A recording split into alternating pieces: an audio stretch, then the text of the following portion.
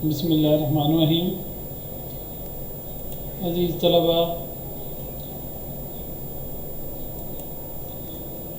Superior learning management system میں آپ کو خوش آمدید کہتے ہیں۔ حکیم مومن خان مومن کی غزلیات کے ساتھ حاضر خدمت ہوں۔ مومن خان مومن کا نام مومن خان تھا اور مومن ہی تخلص کیا کرتے تھے۔ وہ اردو کے قادر الکلام شعراء میں شمار ہوتے ہیں۔ ان کی شاعری فنی اور جمالیاتی اعتبار سے نہایت اہمیت کی حامل ہے۔ مومن کی وہ پرانے خیالات کو نئے اسلوب میں پیش کرنے کے ماہر ہیں۔ جدت ادا اور ندرت خیال ان کی شاعری کی نمایاں صفات میں شامل ہیں۔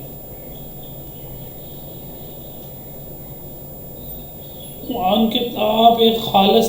غزل کے شاعر ہیں۔ معاملات عشق و محبت جب جذبات کی لپیٹ میں آ جائے تو وہ حد آ جاتی ہے جسے شاعرانہ اصطلاح میں معاملہ بندی کہا جاتا ہے۔ تو مومن کی غزل میں صاف اور شائستہ قسم کی معاملہ بندی نظر آتی ہے۔ مومن کے والد حکمت سے تعلق رکھتے تھے، ان کا خاندانی کام تھا، تو یہ بعد میں اپنے حکمت سے بھی تعلق رہا۔ طب، نجوم، موسیقی اور شطرنج کے ماہر تھے، تو اسی لیے انہیں حکیم مومن خان مومن بھی کہا جاتا ہے۔ آپ کی کتاب میں مومن خان مومن لکھا ہوگا۔ تو آج ہم ان کی پہلی غزل کا مطالعہ کریں گے۔ پہلا شعر ہے جی: اثر اس کو ذرا نہیں ہوتا، رنج راحت فضا نہیں ہوتا۔ مطلع کا شعر ہے۔ اصل ہونا، کسی کو کسی بات کا خیال ہونا، احساس ہونا، اس کی بات کی سمجھ آ جانا۔ ذرا نہیں ہوتا، محبوب پر میرے رونے دھونے کا ذرا بھر اثر نہیں ہوتا، رنج راحت فضا نہیں ہوتا، اور اسی بنا پہ جو میری تکلیف ہے، پریشانی ہے، غم ہے، وہ خوشی میں تبدیل نہیں ہوتی۔ رنج، دکھ، غم خوشی کو کہتے ہیں۔ راحت فضا، خوشی دینے والا، خوش کن کو کہا جائے گا۔ تو یہاں مومن نے اردو شاعری کی ایک روایتی مضمون جو ہے عاشق کا تکالیف کا برداشت کرنا اور محبوب کا پتھر دل ہونا، صنم جو ہے اس کا دل سخت قسی القلب ہوتا ہے، اس پہ اس کی تکالیف کا احساس اسے نہیں ہوتا، تو اسی چیز پہ گفتگو کی ہے، مگر اپنے انداز میں کی ہے کہ ان کا غم خوشی بڑھانے والا نہیں ہو سکا۔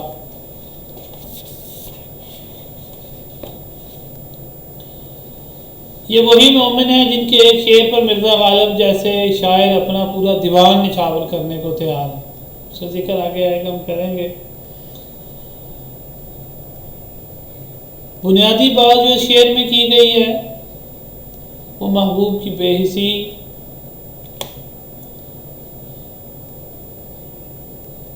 بے نیازی، لاپرواہی، بے مروتی اور سنگ دلی کا مضمون ہے۔ وہ کہتے ہیں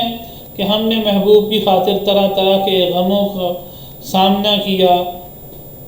طعن و تشنیع برداشت کیے، جگہ جگہ کی ذلت، کریا کریا کی رسوائی اٹھائی۔ ہم نے محبوب کی خاطر زمانے بھر کی اذیتیں، ملامتیں، تہمتیں اپنے نام کی، مگر کیا ہے کہ اس کو کسی قسم کا احساس ہی نہیں ہو پاتا۔ عاشق کی فطرت ہے، اردو ادب میں عاشق کا مقدر ہے اردو شاعری میں کہ وہ غموں اور تکالیف کو برداشت کرتا ہے، اور عاشق کا تکالیف کا اٹھانا یا عاشق کا تکالیف کا سہنا کوئی نئی بات نہیں ہے۔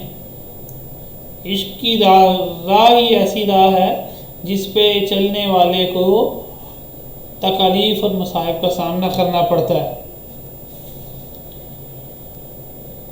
عاشق اپنے محبوب کے لیے اپنی خوشیاں قربان کرتا ہے، اپنے محبوب کے سامنے آہوزاری کرتا ہے، اسے اپنی تکلیف کا احساس دلانے کی کوشش کرتا ہے، مگر وہ کہتا ہے کہ میری تکلیف، میرا رنج، میرا رونا میرے کسی کام نہیں آتا، بلکہ وہ تو بالکل لا تعلقی کا سا معاملہ ہی عاشق کے ساتھ جو ہے وہ درپیش رہتا ہے۔ اس کا محبوب اسے قطع تعلقی، لا تعلقی یا بے نیازی کا رویہ اختیار کرتا ہے۔ وہ محبوب سے ہم کلام ہونے اور اس کے دیدار کے لیے مصائب برداشت کرتا ہے کہ وہ کسی پہ محبوب اس کا ان مصائب کو برداشت کرنے پہ اس کے اوپر مہربان ہو جائے گا، مگر وہ اس چیز کو نہیں ہو پاتا۔ ایک تو یہ بھی ہے کہ وہ اپنے محبوب سے کہہ رہا ہے کہ اس کو سنانے کے انداز میں اسے کہہ رہا ہے کہ میرے جو تکالیف ہیں اس کو تو کوئی اثر ہی نہیں ہوتا، وہ تو بہت سخت دل ہے، پتھر دل ہے، اور میری محبت کی آزمائش لے رہا ہے۔ اور دوسری صورت یہ ہے کہ وہ کسی اپنے دوست سے، کسی اپنے خیر خواہ سے اپنی اس تکلیف کا، اس غم کا اظہار کر رہا ہے کہ میرا غم اور میری تکلیف تو بڑھتی جا رہی ہے، مگر میرے محبوب پہ اس کا کوئی کسی صورت اثر نہیں ہو رہا۔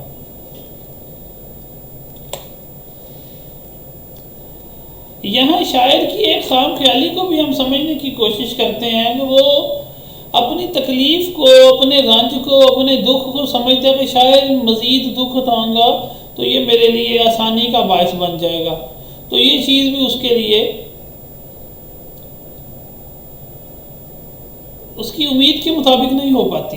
اور یہ کیسی عجیب بات ہے کہ وہ تکالیف کو سمجھتا ہے وہ باعث ذریعہ تسکین بنے گی، تو اس طرح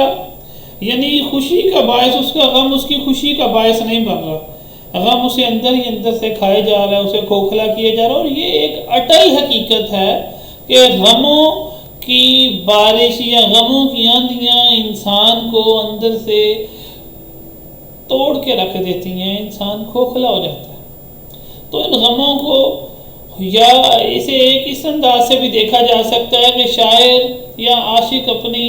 تمام جو ہے وہ زندگی گنوا کے اور تکالیف اور مصائب کو برداشت کرنے کے بعد وہ اس نتیجے پہ پہنچتا ہے کہ میرا محبوب تو بڑا سخت دل ہے، اس کا تو میری طرف رجحان ہی نہیں ہو پاتا، اس کو تو کسی چیز کا اثر نہیں ہوتا، اور یہ جو میں سمجھتا تھا یہ تمام جو میں مصیبتیں اور تکالیف اٹھا رہا ہوں جس کو پانے کے لیے، جب وہ مجھے مل جائے گا تو میری اٹھائے جو تکالیف میں نے برداشت کی ہیں وہ خوشی میں بدل جائیں گی۔ ظاہر بات ہے کہ جب انسان جس مقصد کے لیے، جس کاز کے لیے، جس شخص کے لیے تمام تکالیف برداشت کرتا ہے، جب وہ مقصد وہ پا لیتا ہے، وہ اپنا مقام پا لیتا ہے، وہ شخص کو پا لیتا ہے، تو اس کے راستے میں آنے والی تمام جو تکالیف ہیں وہ اسے بھول جاتی ہیں۔ تو کہتے ہیں میرے ساتھ تو یہ معاملہ نہیں ہوا، میری تو تکلیف وہیں رہی، میرے مصائب وہیں رہے، اور میرے محبوب پہ میری تکالیف کا کوئی اثر نہیں ہوا۔ تو اس شعر کے حوالہ جات کے سے ذکر کرتے ہیں، تو حوالہ جات میں کہتے ہیں نا، ان لبوں نے نہ کی مسیحائی، ہم نے سو طرح سے مر دیکھا، کہ میرے محبوب کے منہ سے میرے لیے یہ الفاظ نہیں نکلے کہ وہ میری کہیں تعریف کر دے یا میری تکلیف پہ کوئی نرم دلی کا اظہار کرے، میں نے تو مر کے بھی دیکھ لیا اس کے لیے۔ پھر وہی بات جو ہے دوسرے پوائنٹ میں اوپر کر کے آئے ہوں کہ عاشق مصائب بھی سہتے ہیں، تکالیف سہتے ہیں، طعن و ملامت سہتے ہیں، تو کہتا ہے اذیت مصیبت ملامت بلائیں تیرے عشق میں ہم نے کیا کیا نہ دیکھا، کہ عشق میں تو ہم ہر چیز برداشت کر چکے ہیں، مگر محبوب نہ بنا جس کے لیے وہ تمام چیزیں برداشت کی۔ اور آخری شعر بھی اسی حوالے سے ہے، سو بار چمن مہکا، سو بار چمن مہکا، سو بار بہار آئی، دنیا کی وہی رونق دل کی وہی تنہائی، کہ دنیا میں بہت کچھ ہو رہا ہے کہ لوگوں کو تکالیف کے بعد آسانی ملتی ہے، تو میرے لیے تو یہ چیز ممکن ہی نہ ہو سکی، دنیا میں بہار آئیں مگر میرے لیے تو بہار کا وجود بھی کوئی معنی نہیں رکھتا شاعر کے مطابق، کیونکہ جب اس کو محبوب بھی نہیں مل سکا تو اس کی بہار ہو یا خزاں ہو اس کے یہ ایک ہی معنی ہے۔ جی اگلے شعر کی طرف چلتے ہیں۔ ذکر اغیار سے ہوا معلوم، حرف نا سے برا نہیں ہوتا، ذکر بات چیت کرنا اغیار غیر کو کہتے ہیں، ناصح نصیحت کرنے والے کو کہتے ہیں۔ تو کہتے ہیں جب محبوب نے غیروں کا ذکر کیا تو ہمیں یہ یقین ہو گیا کہ نصیحت کرنے والے کی باتیں بری نہیں ہوتی۔ تشریح کی طرف چلنے سے پہلے ایک بات میں آپ کی خدمت میں عرض کرتا چلوں، یہ انسانی جبلت اور فطرت ہے، جب اسے کوئی نصیحت کرنے والا نصیحت کرتا ہے یا وہ کوئی انسان جس چیز کو اپنے بہتر سمجھ رہا ہوتا ہے، کوئی اس سے روکنے والا اسے روکتا ہے تو وہ اسے اس کی طبیعت پہ گراں گزرتا ہے، انسان پسند نہیں کرتا۔ یہ خود سری اور خود پسندی بھی انسان کی طبیعت کا حصہ ہے۔ تو انسان کے اندر یہ ایک بشری کمزوری ہے کہ وہ خود پسند ہوتا ہے، وہ اپنے کیے ہوئے فیصلوں پہ تنقید برداشت نہیں کرتا۔ تو کہتا ہے جب اسے کوئی شاعر کو سمجھاتا ہے نصیحت کرنے والا کہ تم جن کاموں میں پڑے ہو ان کا کوئی فائدہ نہیں ہے، یہ جو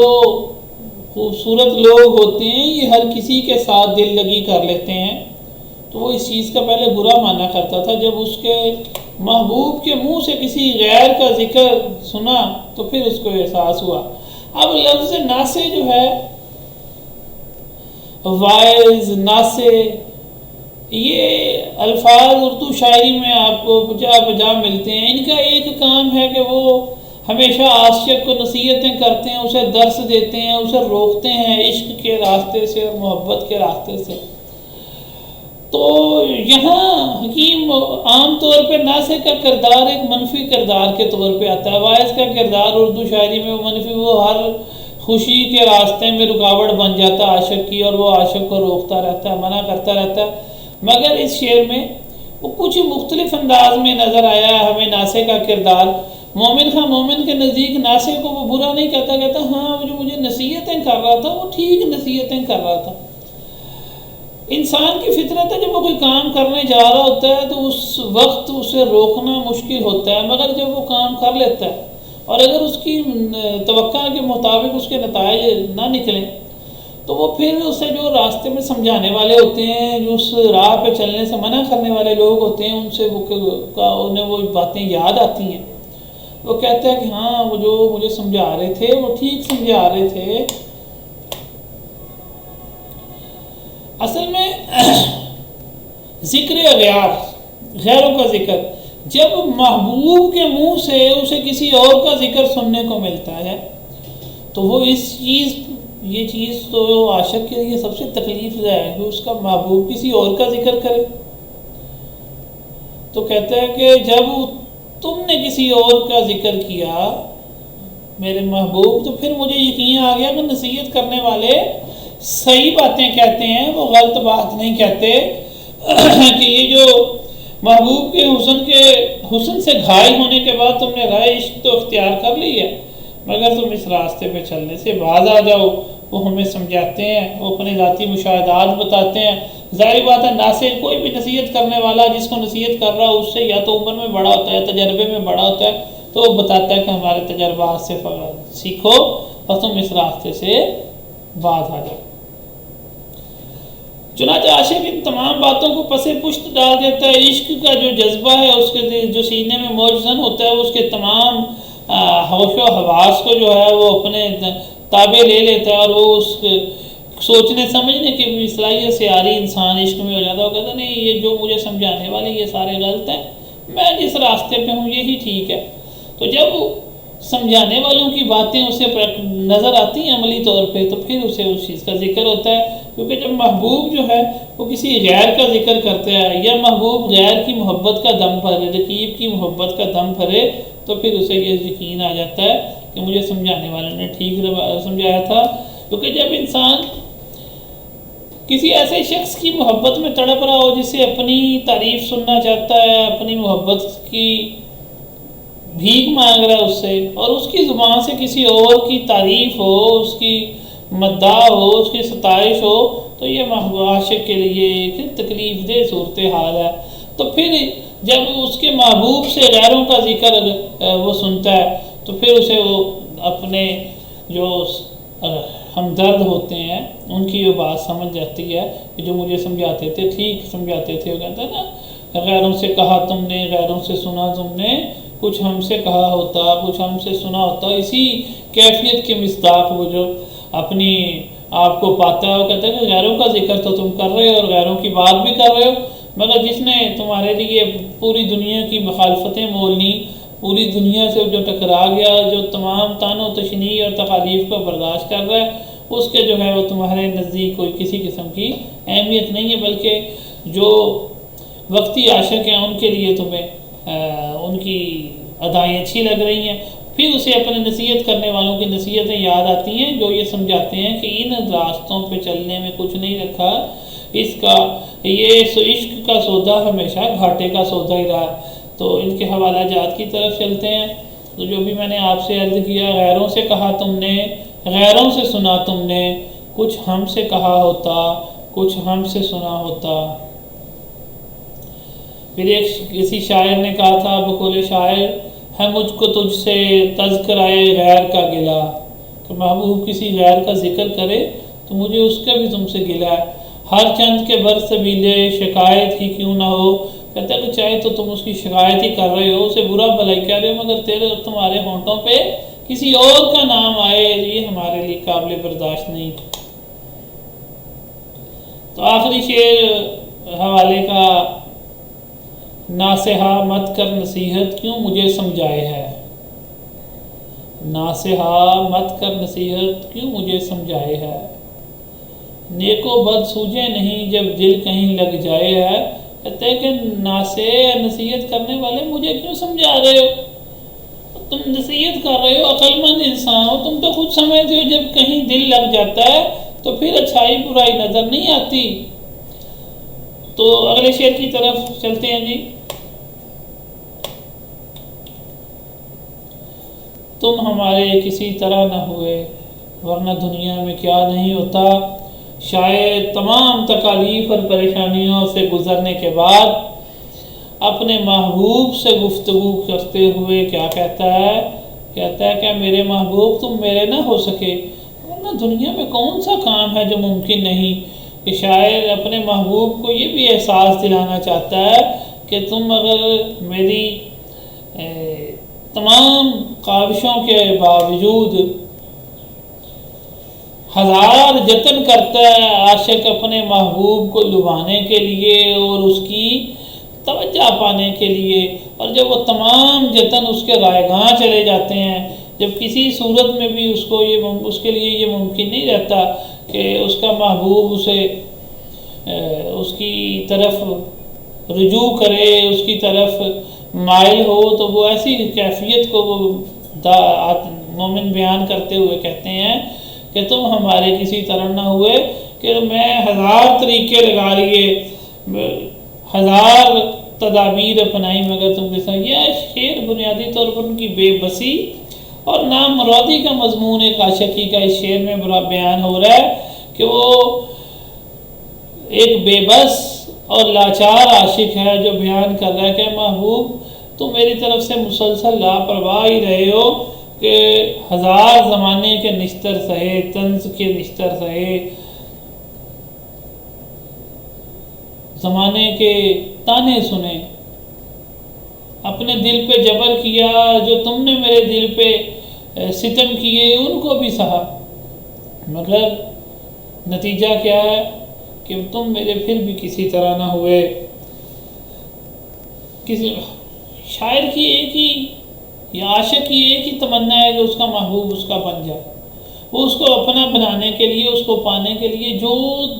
طریقہ اسے دستیاب ہوتا ہے، جو حربہ وہ استعمال کر سکتا ہے وہ کرتا ہے۔ کہتا ہے کہ تمام طریقوں کے باوجود تم میرے کسی طرح نہ ہو سکے۔ یہ میری خام خیالی تھی کہ میری یہ قربانیاں تمہارا دل جو ہے وہ نرم کر دیں گی، مگر میری تمام قربانیاں، میری تمام مصائب جو ہیں وہ رائے گاں ہی گئے۔ پھر وہ دنیا کی مثال دیتے ہوئے اپنے محبوب کو سمجھاتا ہے کہ یہ عجائبات کی دنیا ہے، یہاں اس دنیا میں روز نیا کچھ ہو رہا ہے، تو یہ کیسے ممکن ہے کہ اس دنیا میں اتنا کچھ ہو جائے اور میرا محبوب جو ہے وہ میری طرف جو ہے وہ نظر التفات ہی نہ کرے، اور میں اس کی ایک نظر کا منتظر رہوں اور وہ میرا نہ بن سکے، تو اس چیز پہ اپنے محبوب کو ایک انداز میں کہہ لیں کہ اس سے التجا بھی کر رہے ہیں اور اسے راستہ بھی دکھا رہے ہیں اپنا بنانے کا۔ دنیا میں اتنا کچھ ہو جاتا ہے، اگر تم میرے بن جاؤ گے تو اس میں کیا کوئی نئی بات ہو جائے گی۔ تو یہ عاشق کی مایوسی کی بھی اس میں انتہا ہے، اگر وہ مایوس ہو گیا، اگر دنیا میں ہر چیز ہو گئی کہ دنیا میں بہار کے بعد خزاں اور خزاں کے بعد بہار ہے، تنگی کے بعد آسانی ہے، آسانی کے بعد تنگی، ایک سدا موسم ایک جیسا نہیں رہتا، سدا دن ایک سے نہیں رہتے۔ تو کہتے ہیں دنیا میں ہر چیز تبدیل ہو رہی ہے، تغیر بپا ہے، تو کیا تمہاری جو مجھ سے نفرت ہے تو اس کو میں تغیر کیوں ممکن نہیں ہے؟ کیوں تمہاری جو نفرت ہے مجھ سے وہ محبت میں تبدیل نہیں ہو پاتی؟ تو حوالہ جات کی طرف چلتے ہیں۔ تو یہ کہا تھا یہ نہ تھی ہماری قسمت کے وصال یار ہوتا، اگر اور جیتے رہتے یہی انتظار ہوتا ہوگا، تو میری قسمت میں نہیں تھا کہ میرا محبوب مجھ سے مل لیتا، میں مزید بھی جیتا تو مجھے انتظار ہی کی سولی پہ لٹکنا پڑتا۔ کسی شاعر نے کہا تھا جیون بھر کی چاہت کا انجام فراق دائم ہے، تم ہمارے نہ ہو پائے آنکھوں کا نصیبہ رمجھم ہے۔ کہتا ہے کہ پوری زندگی جو میں جیا ہوں اس کا انجام جو ہے وہ ہمیشہ کی جدائی ہے اور تم میرے نہیں بن سکے، اور میری آنکھیں جو ہیں ان کی قسمت میں اب آنسو ہی بچے ہیں۔ تو میر کا شعر ہے ایک محروم چلے میر ہمیں عالم سے، ورنہ عالم کو دیا زمانے نے کیا کیا کچھ۔ تو یہ ہمارا تیسرا شعر مکمل ہوا، چوتھے شعر کی طرف چلتے ہیں جی۔